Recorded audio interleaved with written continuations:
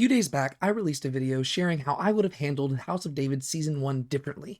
Not because I'm trying to critique the show, but rather because over the course of the last few years, I've toyed with the idea of doing my own retelling of the David story in my own way, and I just thought it'd be kind of a fun way to just kind of share what my own thoughts were. I actually think the show is really good, and even at the time that I'm recording this video, only 5 episodes have been released. By the time you're watching it, the whole first season has been released, and so you actually know how this season is ending more than I do, and so I don't even know how their version of the story is going to compare to my own. But today in this video, we are going to resolve my plot line for basically the book that I was planning on writing. I don't know if I'm ever going to do it or not, but we're going to be talking about basically just the final part of my book, which will correlate to the end of the House of David Season 1, and we're going to talk about the events that led to David killing Goliath. My name is David Tate. This is Now Let's Be Honest. Let's get to it.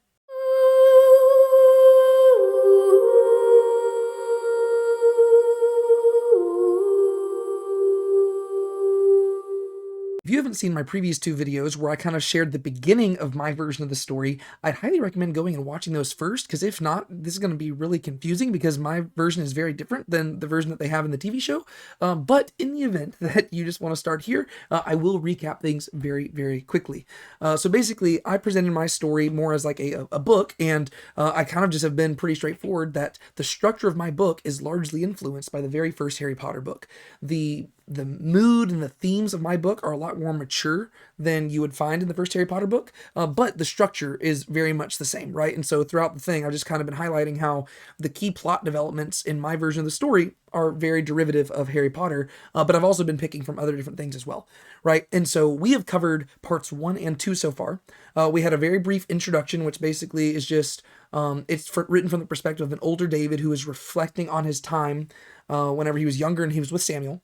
And then part 1 basically details the events that you see in the first 3.5 episodes of season 1 of the House of David, where basically we just get to see who Jesse is, who David is, who Saul is, and we get to see David's life as a shepherd, right? And we get to see him anointed by Samuel. We get to see him called to basically appear in Saul's courts, and then that's where part 1 ends. And then part 2 is basically the transition moment, where we get to see David actually in Saul's courts, where he plays music for Saul, he becomes a armor bearer for Saul, stuff like that.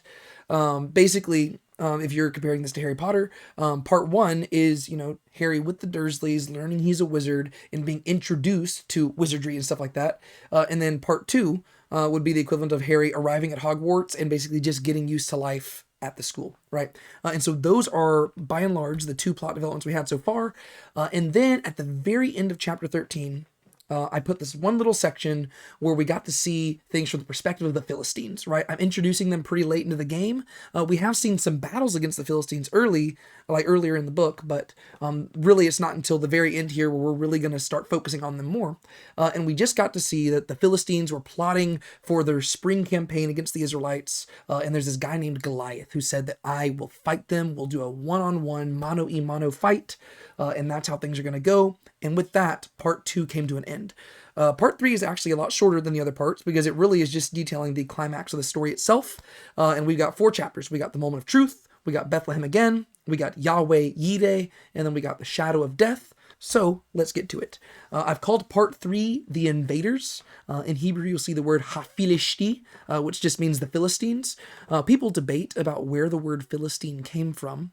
But one of the possible interpretations of what the word actually means is the invaders. And that's because if you know anything about the Philistines, it's actually that their origins are kind of a mystery. We believe that the Philistines most likely came from the Sea Peoples, who are basically just a group of people who migrated from across the Mediterranean Sea and just started invading land inwards. And so it very well could be that that is why they're called Hafilishti, right? The invaders. But we ultimately don't really know a lot about who the Philistines are, but it's very possible that they were actually derived from like the Greeks or something like that. So this really is just part 3 is all about setting up the confrontation between the Israelites and the Philistines. So let's get to it. Chapter 14, the moment of truth. This chapter is comparable to the chapter about Norbert the Norwegian Ridgeback, which we read about in chapter 14 of Harry Potter and the Philosopher's Stone. In that chapter, basically we see Harry, Ron, and Hermione, and they're taking care of Hagrid, and they basically go to him and they you know, well, they go to visit Hagrid, and he has like this like dragon thing that they're like messing with and stuff like that. They get caught for being out after curfew, and ultimately what ends up happening is they will be sent to detention, right? That's kind of just a very brief summary of the chapter in Harry Potter. And there are similar themes in this chapter. The themes aren't as direct as has been in previous chapters because there's different things I want to do in my story. But by and large, we are going to see Harry taking care of Saul. And then we're going to see a crucial development that is going to change where David is at the beginning of the next chapter.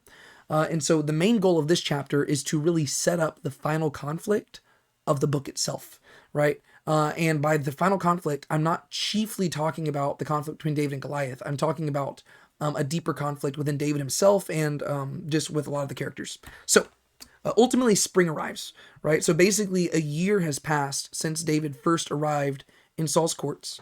And Saul and his army are going out to war with the Ammonites, and David, of course, is with them because he is now Saul's armor bearer. And this time, whenever he goes out to war, he actually brings the sword that Jonathan gave him. If you remember a few chapters ago, Jonathan gave David both a sword and a lyre. And so David actually gets to bring the sword with him, and it's a really cool moment. They're not going to war against the Philistines right now. That's going to come later. But right now, they're just going to war against the Ammonites, right? This is not a battle we necessarily hear about in Scripture, even though we do read about Saul fighting the Ammonites at other points in the story. And so at this point, since they're going out to war, David does reunite with his brothers again. His brothers are kinder to him than they have been before. It seems like the year of separation from him and his year of growing into a person has kind of made them a little bit gentler to him than they had been prior. And Jabez especially, right? Remember, Jabez is the brother of David who's actually been close to him and kind to him this whole time. Jabez is especially thrilled because he finally gets to go into battle, right? Over the course of the previous months, he's been training with the army, but now finally he gets to go into his first ever battle. This is his first ever campaign with the army. And throughout the whole story, I've been setting up that he's really, really excited for this. And if you know anything about stories, you know that this probably is not going to go super well because I'm trying to kind of foreshadow that a little bit so you're not surprised. Jonathan warns David that he needs to be on high vigilance, and that's because Saul won a great victory over the Ammonites before, and they're going to be out for blood. Whenever Saul first became king, his very first victory was over the Ammonites. And so in my story, I'm using that as dramatic tension, so that people are like, you got to be very careful because every time Saul goes against the Ammonites, they're not simply trying to win a battle, they're trying to kill Saul, right? They want to go for him, and they want to cut off the head. And since David is the armor bearer, he's kind of serving kind of as Saul's one of his bodyguards. And so Jonathan just warns David, hey, Saul has history with these people. Be very careful in how you deal with them, and you need to just constantly have your eye out. Keeping Saul alive is top priority. During the battle, this is going to be the heartbreaking part. During the battle, there's going to be a crucial moment when both Saul and Jabez's lives are at stake, right? They're going to be in the middle of the battlefield. David is tending to Saul, and he's going to see Saul over here in the middle of a battle. He's going to see Jabez in the middle of a battle, and David's going to be caught in like a catch-22 situation, right? On one hand, he's got his brother, who he loves, who he desperately cares for, who has been the only person who was ever there for him. And on the other hand, he has his king, who he is the servant of, and he is the armor bearer of, and the Lord's anointed, right? And so David is caught in this moment, and in a split second, he has to decide who he's going to save, his brother or the king he's destined to replace, right? This is like, they're just caught in the mayhem of battle, and David is just very perceptive, and he sees both of these things happening at the same time. And I don't know exactly what the situation would be like. I would work that out whenever I actually sat down to write the story, but it would be a situation where David knew that he could save one of them, but he cannot save both. And in a split second, he has to decide what he's going to do, and ultimately, David saves the Lord's anointed, right? In the crucial moment, David is going to choose to save Saul. And the reason why is because he's the Lord's anointed, right? That is his duty, right? First off, David is a servant in this situation, and therefore his primary responsibility is to Saul, not to his brother. But then secondly, this is the Lord's anointed one. And David has a theology about this where he cares very deeply about preserving the Lord's anointed. And even though, you have to realize as a character, this would be a great opportunity for him to let Saul die, because David knows that Saul needs to be dead for him to end up on the throne. But instead, he doesn't do that. Instead, David chooses to, save Saul, which is really cool. And then ultimately, he's going to get over to Jabez, and Jabez is going to die in his arms, which is just a tragic tragic moment. And I want this to be like the emotional low point of the entire story, because David had to choose to let this happen, and he's going to know that he could have saved Jabez, and he's going to have to wrestle through whether or not he did the right thing. But ultimately, I would say that he did do the right thing. This leads us to chapter 15. And like I said, this is going to change David's circumstances here. And the main goal of this chapter is to bring David to his emotional low point, and then ultimately to bring him to his spiritual high point. And this chapter is comparable to that in the Forbidden Forest, because ultimately that's the chapter where, Harry, Ron, and Hermione, they go into the Forbidden Forest, they encounter Voldemort and stuff like that. I want this to be a moment where the chapter starts off really low, but it's going to lead to the events where David is at a high point. And so, in light of Jabez's death, David is called home to Jesse, who, in light of his son's death, is dealing with intense regret and guilt over how he has neglected David, right? So Jabez's death is going to be the straw that broke the camel's back, and it's finally going to push Jesse just over the edge to the point where he is just really filled with a lot of remorse. And he's going to call David home, and he's going to say, David, I get that you're having a great time in Saul's courts, but you need to come home, because he feels like he has a lot he wants to apologize for. And we know, biblically speaking, whenever 1 Samuel 17 opens up in the David and Goliath story, David's actually back home with Jesse. So what I'm doing is I'm actually using Jabez's death to justify this. And this actually ties into something that I talked about before. Whenever you actually examine the scriptures, there's an apparent discrepancy, right? Where at one point it says that David is Jesse's 8th son, but in another place it says that he is Jesse's 7th son. And so I'm using the character of Jabez to help kind of explain that, so that in scripture, whenever he is getting anointed, he is the 8th son to pass before Samuel, because Jabez is alive. But by the time David is reigning, he's the 7th son of Jesse, right? Because Jabez has died during this moment. And I'm using that storyline right there to get David back home, right? And so that's kind of what I was doing there. That's kind of like the mentality behind that. And I wanted David to be close to Jabez, so that just, from a literary perspective, you would feel the weight of that death. And it would also help justify why, like, it would produce this reconciliation moment between Jesse and David. And that's really what the beginning of this chapter is ultimately about. Saul completely understands what Jesse is requesting, and so he sends David home for as long as he needs. And he actually sends David with plenty of provisions, right? Saul is not upset about this. Instead, Saul totally understands. Keep in mind, Saul and Jesse, in my version of the story, they have a past together, right? They recognize, like, Saul recognizes that Jesse has had a really rough life, right? And, remember, like, at the beginning of the story in chapter 1, Jesse had to abandon his duties to go take care of his wife, and his wife died and stuff like that. And so now Saul actually wants to provide for Jesse in a way that maybe he didn't in the past. And so we get to see how even David's influence in the courts of Saul is turning Saul into a better king, right? And so Saul totally understands. The family sits Shiva for 7 days. That's just the Jewish time of mourning. And then the rest of the brothers return to Saul, right, to go serve in the military. Well, I guess that is the brothers who are old enough to serve. Jesse tells them to be careful, don't do anything rash. He doesn't want to lose any other sons. It's super important that he emphasizes that. And one thing that I want to emphasize throughout this chapter is that Jesse, in many ways, is kind of put in the shoes of Jacob from the book of Genesis, right? Where Jacob, after he loses Joseph, his favorite son, he's just a broken man, and he's very paranoid about losing another child, right? That's why he keeps Benjamin to himself. And so in many ways, that's what Jesse's doing now, right? Jesse is sending his other sons to war, but he says, guys, be careful. I can't afford to lose another son.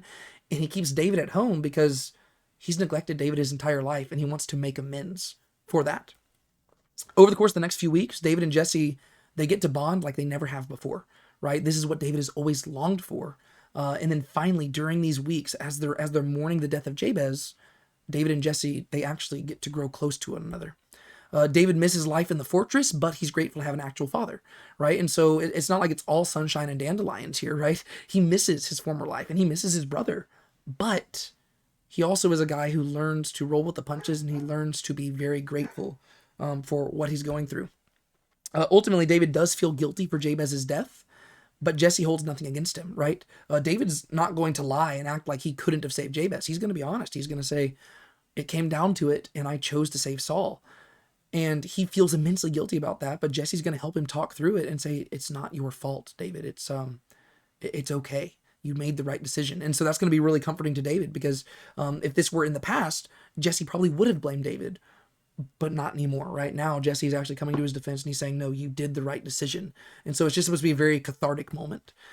Jesse ultimately is going to confess his regrets over how he treated David over the course of the years. And he's going to tell David that he wouldn't blame him if he chose to never forgive him. But instead, what David's going to do is he's going to choose to give Jesse hesed, right? He's going to choose to offer him that which he does not deserve and which he has no right to expect. And he's going to forgive him, right? And the two are going to have a beautiful moment of reconciliation. And to me, this is the moment where David truly understands what hesed is, right? As God has showered him with hesed, now he gets to show it to his father. And he actually gets to be the better man, right? And that's going to be super crucial for the story going forward. Because like I said, David doesn't want to write a psalm with the word hesed until he fully understands it. And we're about to get to that moment at the end of the story. And so in the back half of this chapter, after some time, Jesse recognizes that he needs to send some provisions to the sons who are off at war, right? And so ultimately he will send David. He's reluctant to send David because even during his discussions with David, he's going to compare himself to Jacob with Benjamin, right? And he's going to say, I've already lost one son. I don't want to lose another. And he's going to kind of just emphasize to David the weight that he feels about sending David that way. But David's going to reassure him that what the enemy means for evil, the Lord can work for good. All they can do is trust God to provide. And what's so cool about this is that Jesse doesn't even know it, but David has been studying the book of Genesis over the course of the last year with Ahimelech. And so as Jesse is making these references to Jacob and Benjamin, David understands it and he knows the end of the story. Because if you go to the last chapter of Genesis, Joseph says, what you meant for evil, the Lord worked for good. And so as Jesse is comparing himself to Jacob, David basically compares himself to Joseph. And he says, hey, don't worry. The Lord will work all things out. And he's also tying together the whole Genesis 22. The Lord will provide, Yahweh Yireh, right? He says, that's what's going to happen. God will provide for us in this situation. And so ultimately, David is sent away with his provisions, and he's going to travel to the valley of Elah. And this is where basically the story that we know from scripture begins to take place, and it's going to take place over the course of these next several chapters. When he gets there, his brothers rebuke him, accusing him of wanting to get in the midst of everything, right? His brothers were just beginning to warm up to him, but they finally turn against him, and they just think that he's being a cocky little son of a gun. And so they get on to him. But as David is talking with his brothers, a hush falls over the Israelite army as chants emanate from the Philistines. Everyone turns to see Goliath walking to the center of the valley, calling out his challenge with a loud voice. But the key difference is that this time David is there, and his blood begins to boil, right? David hears this taunt from Goliath, and he looks around, and he sees the Israelites quaking in their boots, and he knows that something must be done.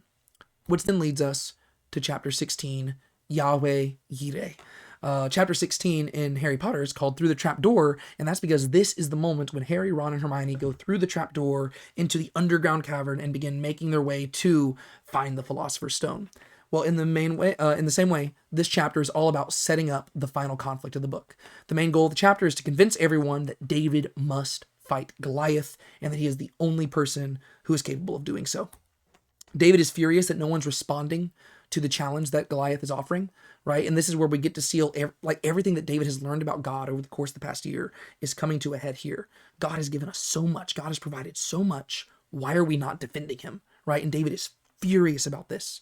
His brothers try to silence him, their former bitterness against him returning. And in many ways, they sound a lot like Jacob's sons did towards Joseph, right? Whenever they were envious of Joseph, or how Jacob's sons sounded towards Benjamin whenever they were concerned for their father, right? And you could actually I'm wanting to flesh out the sons here so that you can see where they're coming from, because they're going to say, David, our dad emphasized that he doesn't want us doing anything stupid, right? And if anybody was going to do something stupid, you're the last one, because he has a lot of regrets over how he treated you. If you were to go out and die in this battle, Jesse would go to Sheol immediately, right? He would just die. He would kill himself, right? And so you could see where the brothers are coming from, but that's because they're operating just off of pragmatism and logic, whereas David is operating off of faith. David has this promise in his head where God said he will be king. And so from David's perspective, as long as he is out there defending God's glory, he will not be put to shame, because the Lord will not allow the anointed one to see corruption, right? And so David has this theology in his head that he's been developing over the year, and it's all coming to a head in this moment. David makes such a fuss that the news ultimately reaches Saul, and at first, Saul is skeptical, But David's track record, his zeal, and his arguments eventually do sway him. He offers David his armor, but David says he doesn't need it, and he reminds them of the Song of the Sea, Exodus 15, right? The battle belongs to Yahweh, and he will provide, right? Once again, everything that David has been learning over the course of the last year is coming to a head in this moment, right? He heard the Song of the Sea at Passover, right? And so he knows that story of God leading them through the Red Sea, right? He knows that the battle belongs to Yahweh because God has saved him from the lion and the bear in the past, right? He knows God will provide because he remembers that story in Genesis 22, and he has seen God's provision in his own life. And so he's using all of these things to argue with them that they should let him go and fight Goliath. And basically, if you want to flesh out this chapter, just go read 1 Samuel 17 and you see all the events take place. Right? This chapter is all about David arguing that God will provide, which then leads us to the final chapter of my book. This video is going to be a lot shorter than the other ones, The Shadow of Death, right? And if you see the title of the chapter, you probably know where I'm heading with this, because David is going to write a really popular psalm while he is going in to face Goliath. This is comparable to the man with two faces in Harry Potter, because this is the final confrontation of the book, and the book is going to wrap up very quickly, right? Literally, the book is going to end right after David faces Goliath. There's not going to be like a big resolution, because I really want to save that for the second book. The main goal of this chapter is to demonstrate David's fitfulness for the throne through his slaying of Goliath, right? This moment right here, as David slays Goliath, is the moment where he proves why God chose him to be king, right? He is going to demonstrate being a man after God's own heart. And y'all know how the story plays out, but I'm going to do something poetic and do a fun little twist throughout this, right? So as David prepares for the battle, he is going to calm his nerves by writing a new psalm in the moment. He does not have a lyre in his hands. Instead, the lyrics are just coming from his lips. And so as this whole story is playing out, this whole chapter, every now and then it's just going to stop and David's going to utter a new phrase to his psalm. Right? And so you actually see the events of David and Goliath playing out alongside the text of Psalm 23. As David walks past the masses of quaking soldiers like sheep without a shepherd, and he sees Saul's unwillingness to do anything about it, David reflects, Yahweh is my shepherd. Right? Saul is supposed to be the shepherd of the people, yet the people do not have a leader who is good enough for them. And David isn't viewing himself as a shepherd. Instead, he says, Yahweh is my shepherd, right? The reason why he is not quaking like them is because he has a good shepherd who will guide him to the place he needs to go. As he discards Saul's armor and grabs his shepherd's staff, he says, I shall not want. He realizes he doesn't need armor. He doesn't need anything beyond what God himself will provide.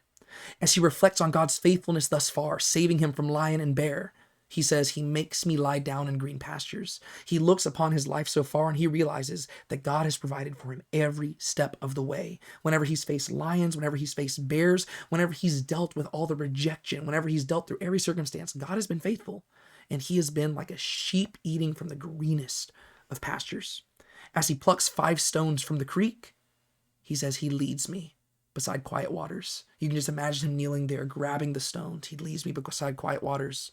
As he drinks water from the creek to hydrate himself before he goes into battle, because he knows he's about to have a shouting match with Goliath, he says, he restores my soul. The word for soul in Hebrew is the word nephesh, which quite literally just means throat, right? He restores my throat, right? So he is hydrating himself with the water from the creek, but also he's reflecting on the fact that God has given him everything he needs to be sustained and to go out into battle. As he turns his attention to the giant making his boast again, he guides me in the paths of righteousness for his name's sake. I want to make it very clear in the final chapter here that when David marches into battle, he's not doing it because he hates Goliath. He's not doing it because he wants to prove himself an amazing warrior. He's not doing this because he wants to steal Saul's throne. The only reason he is doing this, the only reason he is going down this path of righteousness is because of his zeal for God. He is offended by what Goliath is saying, and zeal for God is consuming him, right? And therefore he is going out there for God's name's sake. And he says, I will go do this thing because nobody else will. It's not because he has any ulterior motives. It's not because of a political agenda. He simply wants to defend God's honor. And this is going to continue into the battle itself. As he fights the battle, the psalm comes to a climax. As he enters into the valley of Elah and sees the imposing size of the giant, he says, even though I walk through the valley of the shadow of death, right? He's walking into the valley and this imposing figure stands before him, casting this large shadow across the valley. This is the shadow of death. Everybody else was afraid of him. Everybody else was terrified. But David, he fears no evil. as he recalls that God is still bigger than the giant and that it is Goliath who is the underdog in the fight, David says, I fear no evil, for you are with me, right? He realizes that giant, like this giant named Goliath, he is the small one. And if David has God on his side, there is no way for him to lose. And so he can walk into this deep, dark valley without a shred of fear in his mind. As Goliath taunts him about his stick and recalls the prophecy of as Goliath taunts him about his stick, he recalls the prophecy of Genesis 49, and he says, your rod and your staff, they comfort me, right? Goliath says, what am I, a dog, that you come at me with sticks? And this makes David think of Genesis 49, where it says, the scepter shall not depart from Judah, nor the ruler's staff from between his feet. And David says, your rod and your staff, they comfort me. He knows that God himself is the ultimate king, and God has prepared the way for him to be king, and therefore he is comforted by this. And he's not afraid of the taunts of Goliath. Instead, he knows that he will go into this battle and he will come out victorious. As he taunts Goliath about feeding the Philistine armies to the beasts of the field, he says, you prepare a table before me in the presence of my enemies, right? I've always loved that moment whenever David's fighting Goliath and they're just taunting each other. And David's just this teenager, yet he starts saying, this very day, I will kill you and I will feed the entire Philistine army to the beasts of the field. Well, that's because he knows how this battle is going to end. And he says that God is preparing a table before him in the presence of his enemies, right? And that table is going to be the carcasses of those enemies, right? As he recalls his anointing by Samuel and places his faith in the promises of God, he says, you have anointed my head with oil, right? Because David knows that he stands no chance against this giant by himself. The only reason he can confidently do this is because he knows that God made him a promise, and God said he will reign on the throne of Israel. And therefore he knows that the only way this battle is lost is if God is a false God and if he lies, and he knows that God does not lie. And therefore he says, you have anointed my head with oil, my cup overflows.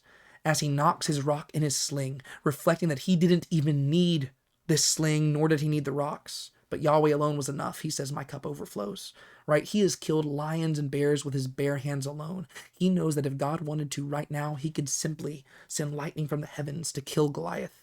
But instead, God has invited him to partake in this journey.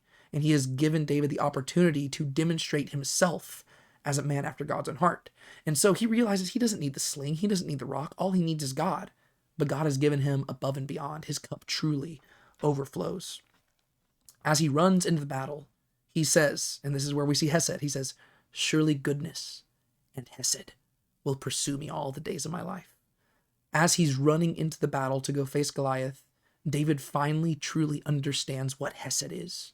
And he realizes that he does not deserve to be in this position. He has no right to expect it, right? He doesn't deserve or have any right to expect victory in this battle, but he knows God will give it to him because he knows that he is doing this not for himself, but he's doing it for God. And so he knows that goodness and Hesed will pursue him all the days of his life, even in the times when he's running away from it.